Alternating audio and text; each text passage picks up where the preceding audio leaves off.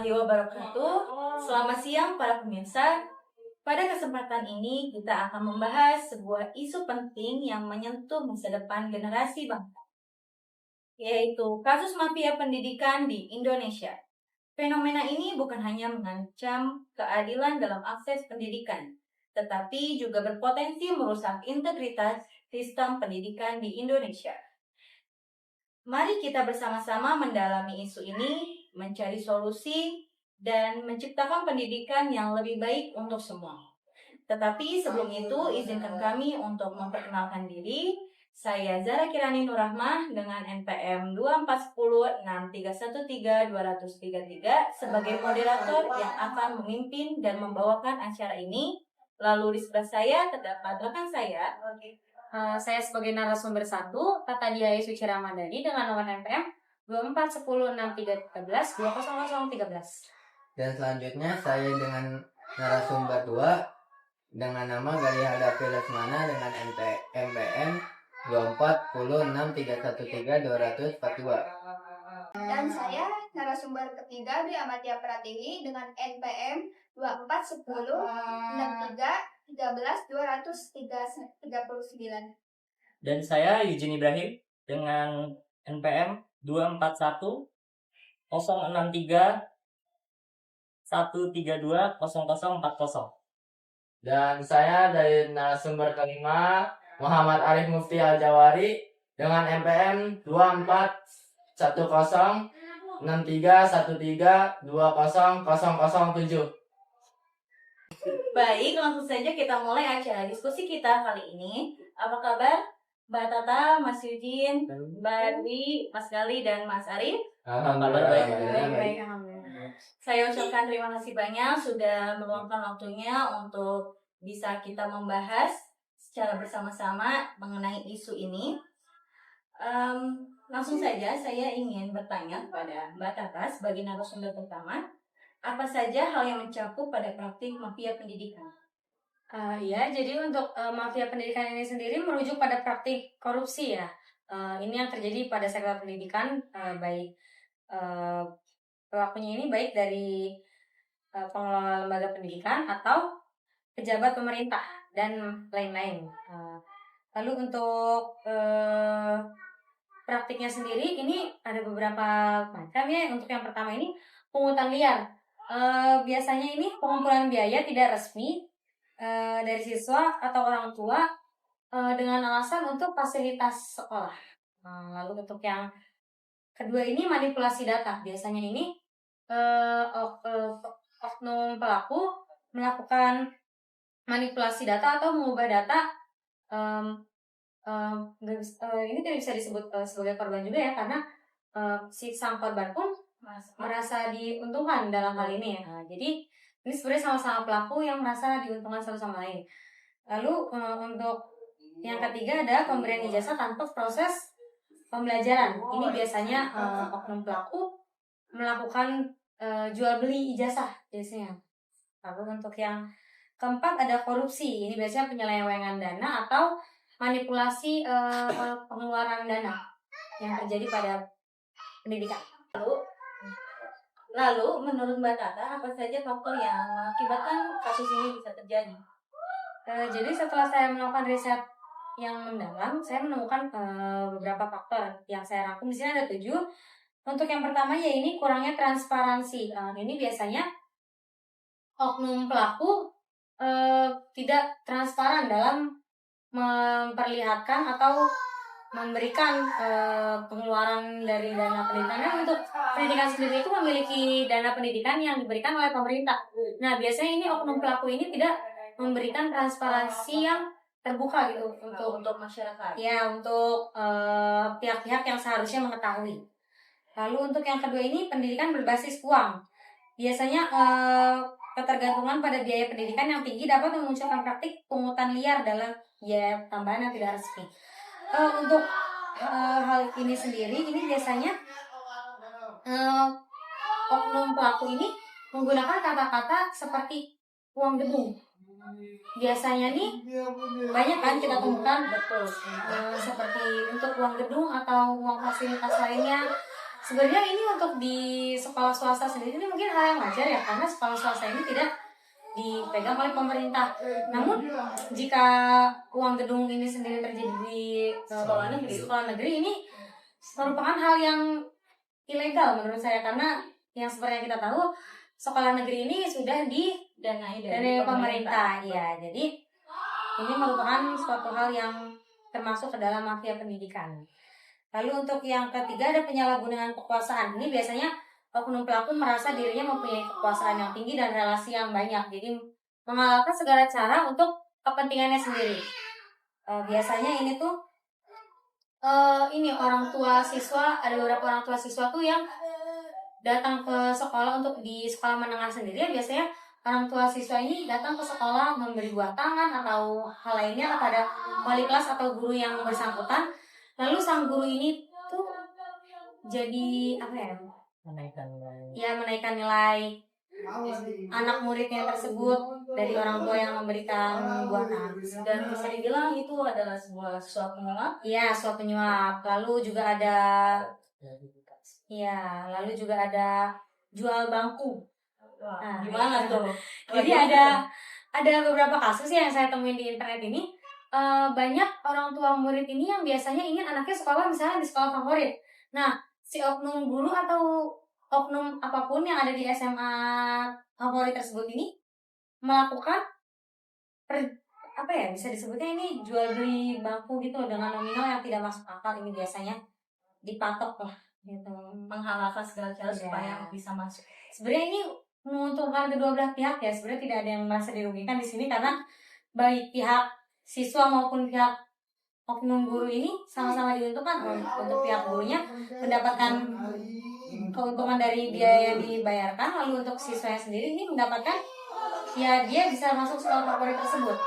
Ini juga termasuknya hal yang ilegal dilakukan dalam dunia pendidikan. Tapi hal ini berdampak negatif untuk siswa yang berjuang. Iya, ini Bagaimana? berdampak negatif bagi siswa yang benar-benar berjuang untuk masuk sekolah favorit tersebut, karena bisa saja harusnya bangku tersebut memang diperuntukkan untuk siswa yang benar-benar berprestasi, malah digunakan untuk oknum yang beli bangku kasihan. Lalu untuk yang keempat ini adanya kurangnya pengawasan. Nah, ini minimnya pengawasan dari pemerintah dan lembaga terkait membuka celah bagi para pelaku. Ini biasanya harusnya ini tuh seperti misalkan ujian. Ini kan jawaban ujian ini harusnya hal yang sangat rahasia ya. Tapi biasanya ada beberapa oknum yang menjual jawaban ujian pada siswanya.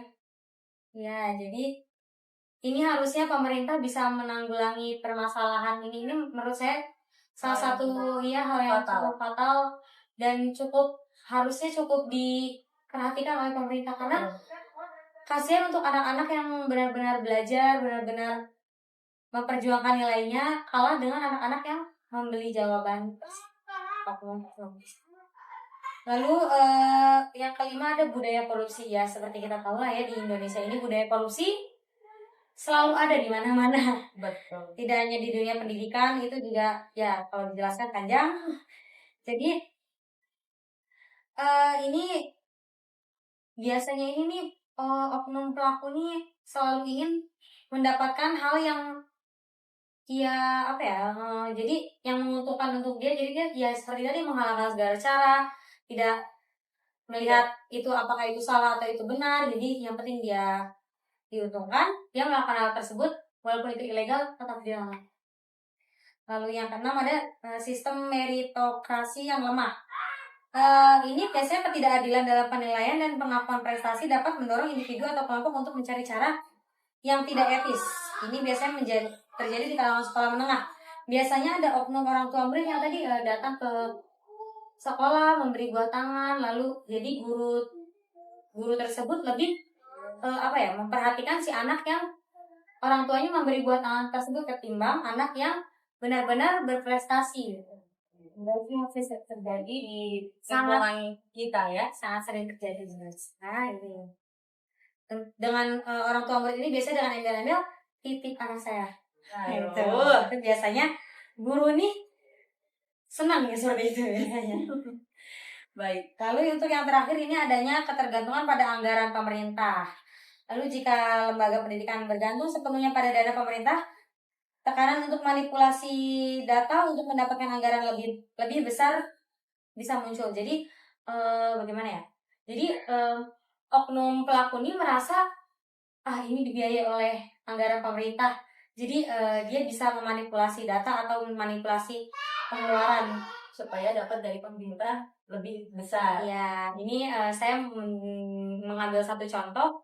Ini tidak usah disebutkan di mana, tapi ini di SMA di Fakultas Teknik Karawang.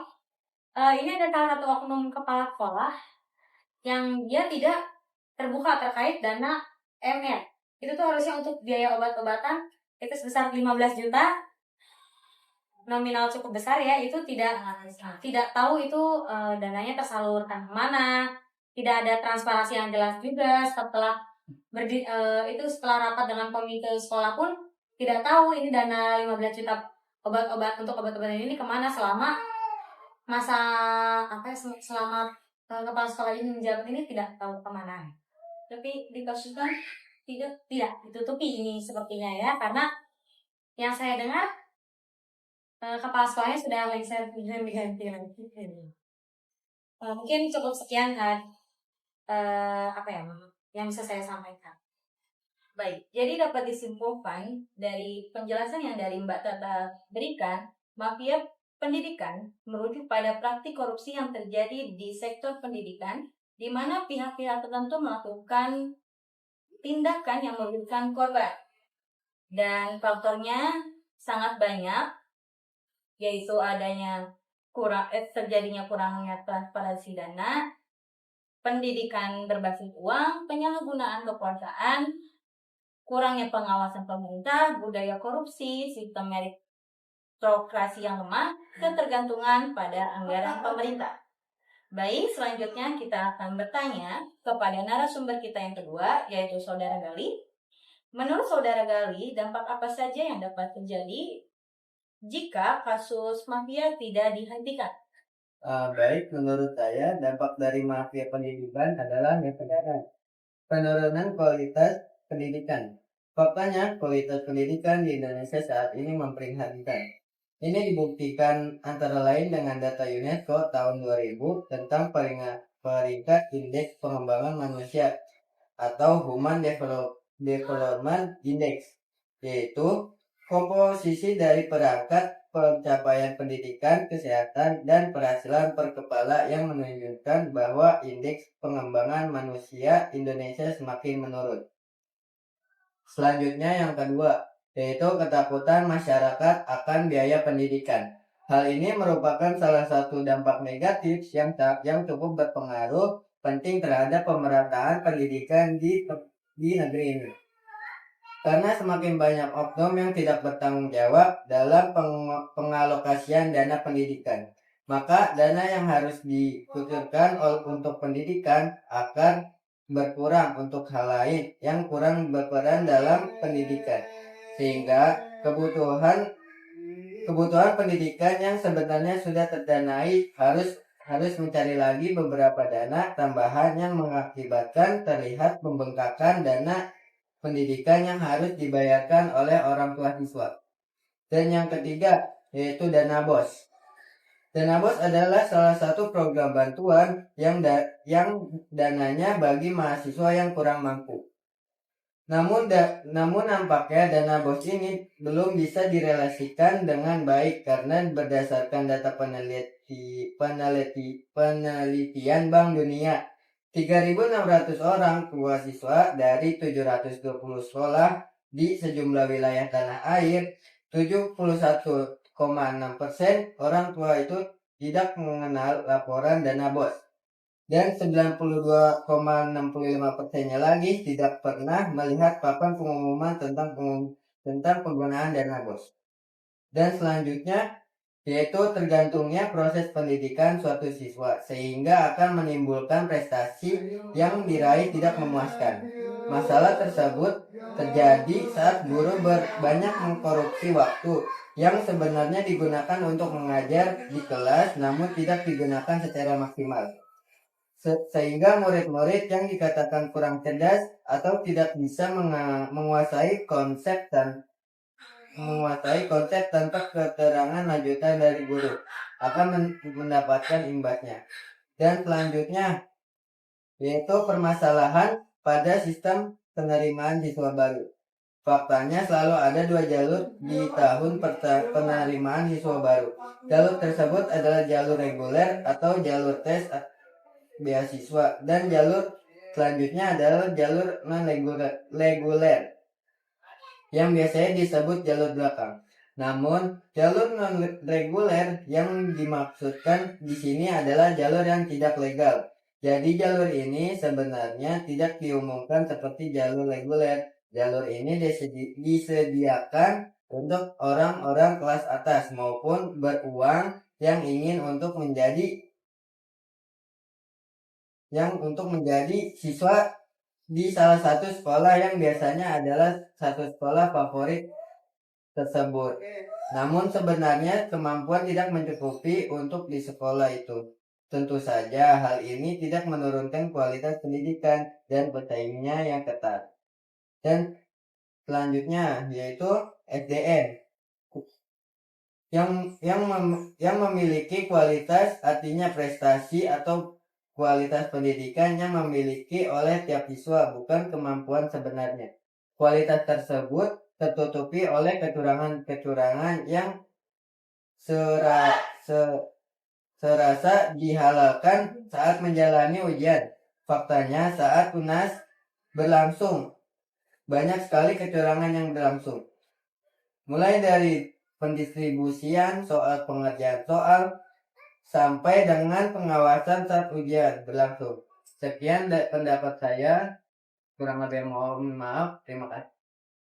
Baik, dari penjelasan yang sudah diberikan oleh Saudara Gali, ada banyak sekali dampak yang terjadi akibat kasus mafia yang terjadi di Indonesia, yaitu penurunan kualitas pendidikan, lalu ada ketakutan masyarakat akan biaya pendidikan, lalu yang ketiga ada tidak tersalurkannya dana BOS secara merata, dan permasalahan pada sistem penerimaan siswa baru yang dimana di dalamnya terdapat jalur yang tidak legal seperti non-reguler. Baik, selanjutnya kita akan bertanya kepada narasumber kita yang ketiga, yaitu Saudara Dwi. Menurut Saudari Dwi, bagaimana cara mengatasi kasus mafia ini? Baik, untuk mengatasi mafia di dunia pendidikan ini, pertama-tama kita harus fokus pada transparansi dan digitalisasi proses. Ini berarti semua proses penerimaan mahasiswa, siswa, pengelolaan anggaran hingga penilaian harus berbasis teknologi yang dapat diaudit secara terbuka. Langkah ini bisa mengurangi peluang untuk manipulasi. Kedua, pengawasan dan penegakan hukum harus diperkuat. Lembaga independen harus melakukan audit rutin dan setiap pelanggaran harus ditindak tegas dengan sanksi yang berat tanpa kompromi. Selain itu, masyarakat dan media harus terlibat dalam pengawasan. Masyarakat bisa menjadi pengawas sosial, sementara media dapat mengungkap praktik-praktik yang tidak etis di dunia pendidikan ini. Juga penting untuk mereformasi sistem pengadaan dan alokasi dana, memastikan tidak ada monopoli atau pengaruh dari pihak-pihak tertentu. Terakhir, kita harus menanamkan pendidikan karakter dan integritas sejak dini kepada siswa dan tenaga pengajar. Pelatihan etika dan budaya anti korupsi perlu diperkuat agar nilai-nilai tersebut tertanam di dalam dunia pendidikan ini. Jadi, kolaborasi antara pemerintah, lembaga pendidikan, masyarakat, dan sektor swasta menjadi kunci keberhasilan dalam memberantas mafia pendidikan ini. Dengan upaya bersama, kita dapat menciptakan sistem pendidikan yang bersih, berkualitas, dan bermartabat. Baik, jadi dapat disimpulkan banyak sekali cara untuk bisa mengatasi kasus mafia ini, yaitu ada beberapa cara. Yang pertama, transparansi dan digitalisasi proses. Lalu kedua, ada pengawasan dan penegakan hukum harus diperkuat. Ketiga, masyarakat dan media harus ikut serta dalam pengawasan. Yang keempat, ada mereformasi sistem pengadaan dan alokasi dana. Lalu yang terakhir ada menanamkan pendidikan karakter dan integritas sejak dini kepada siswa dan tenaga pengajar. Baik, selanjutnya kita akan bertanya kepada narasumber kita yang keempat, yaitu Saudara Eugene. Seperti yang kita ketahui bahwa beberapa waktu lalu sempat ada berita yang cukup menggemparkan untuk dunia pendidikan, yaitu kasus skandal 11 guru besar yang terjadi di salah satu universitas ternama dan terakreditasi A. Bagaimana menurut Mas Eugene mengenai kasus tersebut? Oke, makasih sebelumnya. Mungkin tadi saya bakal ngutip dari saudari Tata pendapatnya, bilang bahwa menguntungkan kedua pihak hal ini, korupsi di dunia pendidikan. Di sini sama, di sini kasusnya menguntungkan kedua pihak, yaitu si oknum yang menulis sebuah jurnal dan oknum yang ingin menjadi guru besar. Cuman di sini yang diperebutkan bukan kursi sekolah, tapi kursi di pemerintahan. Kemungkinan ya, kita nggak tahu. Oke, di sini mungkin sebelumnya kayak saya bakal jelasin. Saya menyoroti kasus skandal 11 guru besar, kita sebut universitasnya. Sebut aja. Boleh. Oke, Universitas Lambung Mangkurat adalah cerminan pahit dari sistem pendidikan tinggi yang telah terkontaminasi oleh praktik-praktik koruptif. Jaringan mafia pendidikan yang kompleks telah merambah ke berbagai level, nggak cuma ada di SD sampai SMA. Pendidikan tinggi sekarang juga ada. Padahal yang kita tahu pendidikan tinggi harusnya sudah berpendidikan ya. Sudah harusnya berintegritasnya lebih. Iya, pemikirannya lebih. Baik, dari tingkat institusi hingga individu bahkan. Mereka tidak hanya merusak reputasi perguruan tingginya, tapi juga menggerogoti kepercayaan publik, kayak yang di atas aja begitu, apalagi yang di bawah. Betul. Ya. Jadi kurangnya rasa percaya. Iya, menggerogoti kepercayaan publik terhadap dunia akademik yang seharusnya bisa dianggap lebih tinggi gitu loh. Walaupun tanpa memandang rendah rakyat yang tidak memiliki pendidikan tinggi, tapi memang seharusnya dipandang seperti itu. Tapi malah digerogoti dengan oknum-oknum. Praktiknya itu ada jual beli nilai, plagiarisme, dan nyuruh orang menjadi jurnal predator. Itu nulisin buat guru besar gitu loh. Iya. Untuk menjadi guru besar. Joki lah ya. Iya, joki. Terus hal ini karena keseringan menjadi lumrah gitu loh. Jadi merugikan ilmu pengetahuannya itu sendiri, karena ada guru besar yang terbilang kosong, dan juga merugikan generasi muda yang seakan-akan diajarkan oleh guru besar yang kosong. Iya. Sangat merugikan. Iya. Oke. Kita coba analisis dari akar masalahnya. Akar masalah dari maraknya mafia pendidikan sangatlah kompleks. Tekanan berlebihan salah satunya. Kita nggak memungkiri bahwa tekanan yang sangat tinggi ada di perguruan tinggi. Itu kita juga merasakan. Betul. Dan untuk mencapai target publikasi, karena untuk syarat menjadi guru besar itu ada target publikasinya, dan kenaikan jabatan. Nah, ini yang tadi saya bilang di awal. Kenaikan jabatan menciptakan budaya kompetisi yang tidak sehat dan sistem pengawasan yang lemah. Terus kurangnya transparansi ini membuka celah praktik-praktik koruptif untuk berkembang. Selain itu, lemahnya penegakan hukum, karena setahu saya itu belum ada hukum untuk mensanksi pelaku ini selain plagiarisme atau yang dilakukan itu. Terus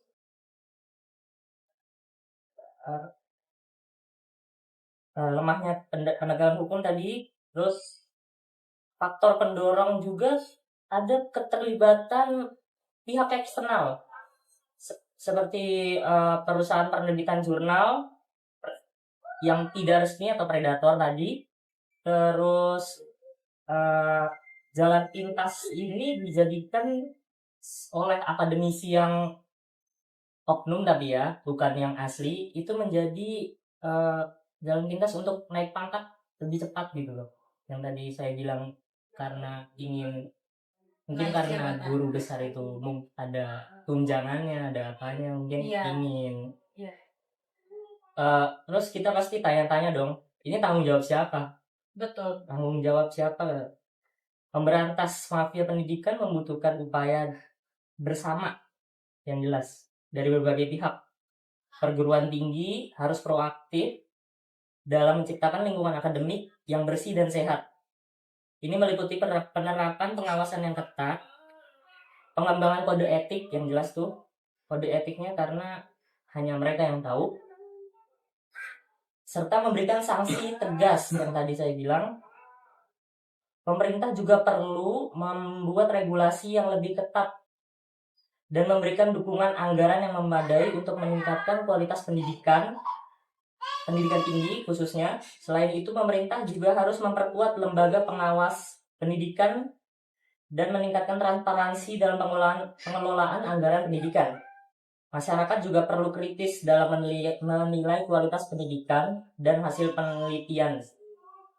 Menurut saya juga mungkin seperti itu aja sih, kayak masyarakat juga perlu kritis dalam menilai hal ini. Kalaupun perguruan tingginya sudah diberikan sanksi seperti diturunkan akreditasinya, tapi masa cuma satu sih. Masyarakat juga perlu untuk Jangan kritis, tutup mata. ya jangan tutup mata tutup telinga untuk bisa melaporkan hal-hal lain ke depan. Sekian, terima kasih. Baik. Jadi dapat disimpulkan bahwa kasus skandal 11 guru besar yang terjadi di salah satu univ merupakan praktik korupsi yang terjadi dalam dunia pendidikan, dan hal ini bisa terjadi karena tekanan untuk mencapai target sehingga menyebabkan terciptanya kompetisi yang tidak sehat serta lemahnya penegakan hukum dan kurangnya sanksi tegas terhadap pelaku kejahatan ini. Baik, langsung saja kita lanjut kepada narasumber yang terakhir, yaitu Saudara Arif. Menurut Saudara Arif, selain kasus skandal 11 guru besar, apa saja kasus yang termasuk ke dalam kasus mafia pendidikan di Indonesia? Jadi, selain kasus skandal 11 guru besar, selanjutnya ada kasus jalur khusus masuk universitas. Ada laporan tentang jalur-jalur khusus untuk masuk universitas negeri yang melibatkan suap dan korupsi. Misalnya, calon mahasiswa harus membayar sejumlah uang atau mendapatkan rekomendasi dari guru besar untuk diterima di fakultas tertentu. Baik, mungkin ada yang ingin menambahkan dari contoh-contoh yang sudah disebutkan tadi? Mungkin untuk saya sendiri, saya akan menyampaikan salah satu contoh lagi. Boleh. Kasus kasus yang masuk ke dalam mafia pendidikan tersebut. Yang seperti kita tahu kemarin, yang kasus di SMA N8 Medan, yang si anak murid ini tidak naik kelas karena ayahnya melaporkan adanya tindakan pungli. Yang itu melaporkan kepala sekolah ke badan yang berwenang karena adanya kasus pungli. Tetapi jadi si pertamanya ini si ayah tidak terima karena anaknya tidak naik kelas. Jadi setelah dicari tahu oleh banyak yang wartawan yang meliput saat itu, kata sang ayah mengatakan bahwa sepertinya anaknya tidak naik kelas karena sang ayah pernah melaporkan kepala sekolah tersebut adanya kasus pungli. Tapi kepala sekolahnya ini membantah bahwa hal itu tidak terjadi di SMA tersebut. Si anak ini kenapa tidak dinaik kelaskan? Karena katanya dia tidak masuk sekolah selama 36 hari. Tapi kan setelah yang kita tahu, seharusnya sebagai wali kelas atau guru BK Iya. anak tidak masuk 3 hari itu harusnya Ada surat. ada surat pemanggilan orang tua atau didatangi rumahnya. Iya. Jadi seperti ini sebenarnya ini salah sekolahnya juga ya, karena itu harusnya kenapa si anak tidak masuk lebih dari 3 hari tidak ditindaklanjuti, malah dibiarkan saja. Jadi ya sebenarnya ini salah, semuanya salah sih sebenarnya. Tapi untuk kasus mafia pendidikan ini kita bisa ambil bahwa banyak oknum yang menjadikan, jadi kita sebagai korban ini kadang mau melaporkan pun takut, karena saya sendiri merasakan sudah nyanyi banget. Untuk melaporkan sendiri itu takut ya, seperti ya itu kita tidak naik kelas atau ijazah atau rapot kita ditahan. Ada banyak sekali ancaman yang terjadi. Iya, jadi tidak mudah bagi korban untuk melaporkan. Mungkin sebaiknya pemerintah harusnya ini ada Lagi-lagi pemerintah harus Pemerintah. menanggulangi, ada tim yang mengawasi, mengatasi, dan segala macam. Baik, kita cukupkan acara diskusi kita kali ini. Kurang lebihnya kami memohon maaf. Wassalamualaikum warahmatullahi wabarakatuh.